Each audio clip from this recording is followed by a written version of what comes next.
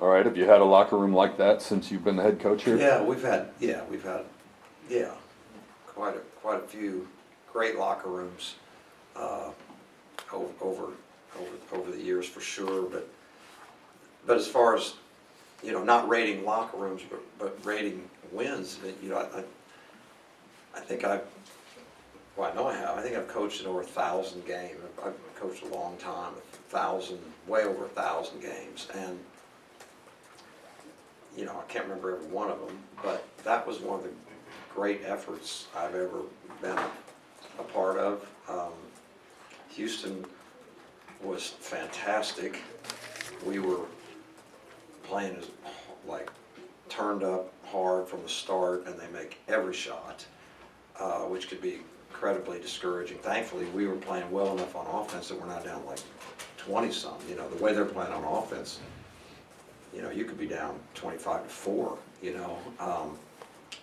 But we battled and never could get the cushion for the longest time. But these guys, we said it before the game. You're going to have to fight, not for 28 minutes. You're going to have to fight for 40, but their will and their determination and their togetherness in that game was really fantastic. I couldn't be more proud of them. I think Houston is a great team, even more impressive in person than on film, and so I just can't say enough good things about our guys.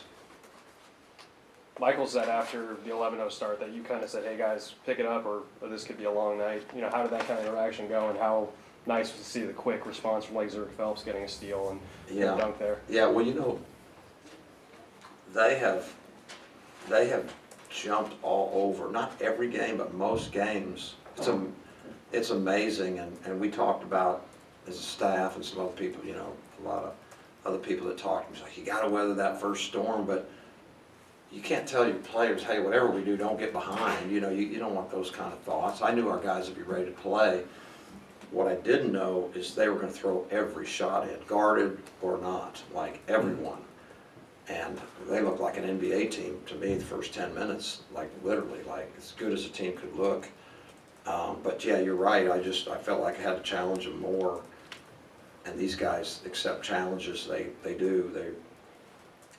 They got so many good qualities that we saw back in June. I knew we've got some winners. We got some guys that I always say they'll fight for the game. Not everybody will fight for a game. They'll play hard, but they won't fight for the game. And we have a bunch of guys that will do that. And I don't even know where to start in singling guys out. What I feel like is every single guy that played helped us a lot. And I guess that's why we won by 2. It takes that kind of effort to beat a team as good as Houston. You were down 60-45. 60-45? Yep. I don't remember that score. Played I'm glad I didn't look at that, because that would have scared me. played a zone most of the rest of the way to go 40-23, I think. Wow, that's what it finished. Yeah. We started the game in a zone just because we felt like we had an idea what they might do, against our small lineup right out of the gate. And we figured they probably had a real plan, so we never started in a zone. So we started in a zone, and had kind of a little adjustment in it. And that obviously worked really well because they made the first 4 shots, and we got the heck out of that. It's the old, you got this plan, but 3 minutes into the game, you throw it out the window because it's different. So we went away from that and knew, and that was kind of the timeout you're talking about. Now we just got a challenge. We're going to play man to man. We're going to guard. We're going to figure out how to get this stopped. And we kind of did, but they're very, at least tonight, they were amazing on offense. They're known for their offensive rebounding. We hold them to 3 offensive rebounds the first half, which is got to be their program low in the history of the way they rebound. But the only reason, because they only missed 9 shots the whole half. That's why they only got 3. It wasn't our rebounding. It was the fact that they're making every shot. So we wanted to change, and then we did settle in. In man-to-man, we made a couple adjustments. Those weren't working. No matter what we seemed to do, they kept scoring. And finally, we got more aggressive with our approach to man. I mean, I don't want to say play harder, I don't mean that, but a little slight adjustments to maybe put them at a little on the heels a little bit, and then of course the half-court zone really was the tail. We got our hands on a lot of balls, the thing turned around, and that had a big part of being able to win the game. Kendrick mentioned, Steph Curry having off nights. You talked about that on your radio show. Was that a part of your Sunday conversation with him? And is that a great feeling when it kind of pays off in that respect? Well, I didn't talk about, I don't know if I talked about Curry with him, but I know I always think of him when lately it keeps coming up, Kendrick hadn't done this. I thought Curry, not recently, I just happened to flip on the TV and he'd gone for 50 and 40 and 39 and 50. And then all of a sudden he had a week or two, I just happened to flip through and it's like, he's really struggling. But that's everybody. This is the greatest shooter that ever lived, and he's going to struggle. Nobody can play a whole season and play great. Kendrick, like it's not like when it's bad, it's like bad. It's just not his, what we're used to. But the way I look at it with him is, of course he can't. People are, he's got the mark on his back. They're always going to plan for him. The ball is in his hand most of the time, so 5 guys face him every time up the floor. That's what a point guard does, and they do some things to make it hard on him. But that's not the whole reason. He just kind of went through that period. I knew he'd come out of it. I didn't know it was going to be tonight. I'm very thankful that it was tonight. I'm thankful that a lot of guys, we got beat the other night because, we just were out of sync offensively, which of course is going to happen, but we weren't good enough defensively to win that game.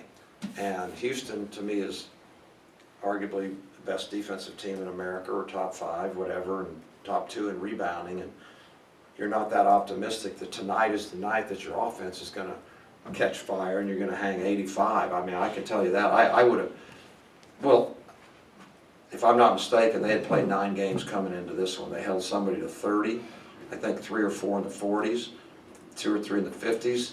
And about 3 or 4 in the, whatever, if that adds up to 9, in the 60s. Nobody's hit 70. Nobody in the league has got to 70. So I felt like, gosh, if we can get to 65 tonight and play good enough defense, obviously that's not even remotely what happened tonight. But going in, I was hoping, I thought, hey, 65 might give us a chance, but it's hardly anybody gets to 65 on them. And they're a great team. You mentioned the way Houston came out shooting early, got you out of your zone early on, and you went to the man to claw your way back in. At one point, I think Houston hit 6 of the first 7 threes. Were you hesitant to go back to the zone? Well, part of it was, man wasn't working either, so you gotta, really, I mean, if it just keeps, how long are you gonna watch something where you watch the numbers and it's like, we're not getting any stops, we gotta change something. And it did give us a chance to get into the we have different zones and we have different adjustments, and we settled on the one late, but we were, playing a different one early. The game plan that we were hoping would be effective, they just shot us right out of it. We were afraid to go back to that one, I'll tell you that. We were afraid to go back. We never went back actually to that, but I've always believed, you need to be maybe a C defense. You don't work on them as much. Man-to-man is what we work on, but sometimes it can just throw somebody out of rhythm, or they're just not as comfortable. They went zone. You saw that. They went zone for a good while, for about the first 2 or 3 possessions. I'm going to say it felt like 3, maybe 4. I don't know. We came up dry, and so they gained confidence that, hey, they're not scoring in this. And then, we started to execute zone offense. Guys hit some big shots, made some great plays. They're not a zone team. I know that's not something they practice all the time. We don't either. We're similar that way. But it did hurt us for 3 or 4 possessions, and I knew. I think that's when I called the timeout. After about 3 or 4 trips, to make sure that we understood, exactly what we're trying to get done in the few zone offense things that we were doing. How loud, in your opinion, did it get when Kyler Edwards went to the free throw line with the chance to tie? That was great, wasn't it? That was fantastic. That would have been, had he made all 3 and it, God forbid, went to overtime and double God forbid that we would have lost the game. That'd have been a pretty hard one to swallow because, you know, he was dribbling and then we fouled him. He throws it at the basket for 50 feet. The officials were great, don't get me wrong, but I guess I would have to see it, but I was standing right there with it, and you know, we foul a dribbler. That's what, you don't foul a shooter, and we know that. We practiced it, and he did a great job. He fouled the guy dribbling, and right when he put his hands on it, he throws it up, and that, I don't know, that would have been rough. That would have been very rough, but not criticizing the officials. They thought they did a very good job in a tough game, a very tough game to officiate. How did it change things for Marcus and Tristan once Josh Carlton fouled out? Well, that, you know, he's a presence. He's such a big presence, and that was a big factor. Edwards playing with 4, you know, obviously we tried to go with him some. That helped us. Foul trouble you know, no one wants to be in foul trouble, but I give our credit to our guys to put them in foul trouble. But that was a big thing. You know, he's a big target in the zone. He's a big target in the man. He's a guy that you got to decide whether you're going to bring help or you're going to play him one-on-one. You know, Fabian's another guy, the inside-outside guy. He's really improved his shooting to where he's a stretch guy and he's a great post player. At the 4-5, they're awfully talented. Well, they're all across the board, but we're talking about inside game. They're really good. They're really good at those spots. Quick turnaround for a road trip on Saturday. How do you keep the guys going in that right direction? Scary. What I told them at the beginning of the week, because, you know, again, I've done it a long time, and after big wins, can't tell you how many times over the years the team's still celebrating it. So we said at the beginning, we said on Monday, we had practice Monday, I said, look, we got to start concentrating right now. We have to win the week. We have to win the week. And when we win Wednesday night, we can't go celebrate so much and feel so good and feel like we've climbed the mountain, because I've lived too many that we go to the next game. East Carolina, all they've done is beat Memphis at home, had Cincinnati beat if they just get a rebound. They're very, very good at home. They're just coming off a win. At home, they've been outstanding. They had UCF down 20 or so at home. This is a hard game. It's a hard game. But humans, we're human, and it's like, hey, we just played the whatever they're 6th, 5th, whatever they're ranked team, and okay, and then now, okay, well, this game's not going to be like that. Yeah, it's just as hard. It's another challenge, and so the truth of the matter is, we talked about it Monday that we have to win the week, and I said, I want you guys right now to promise me after we win Wednesday night that we're already thinking towards Saturday. Now, that sounds good, and I don't know whether they're actually going to do it, but that was my small attempt at trying to make sure, because there's a lot more, you know, there's a lot more things, a lot more hard games in front of us, and there's a lot more we have to take care of.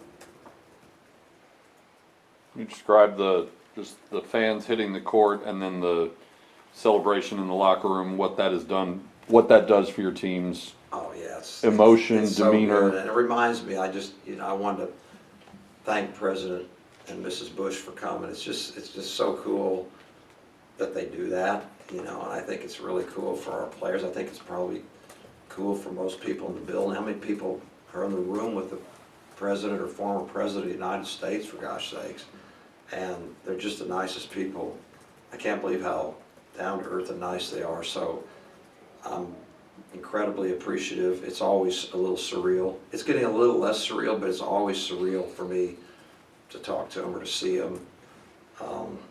So I appreciate that. But to answer your question, that does a lot. It does a lot. I mean, that will help us to not just the win, but those emotions, the crowd, you know, the pride. That will certainly be something that our players will carry. Anything else?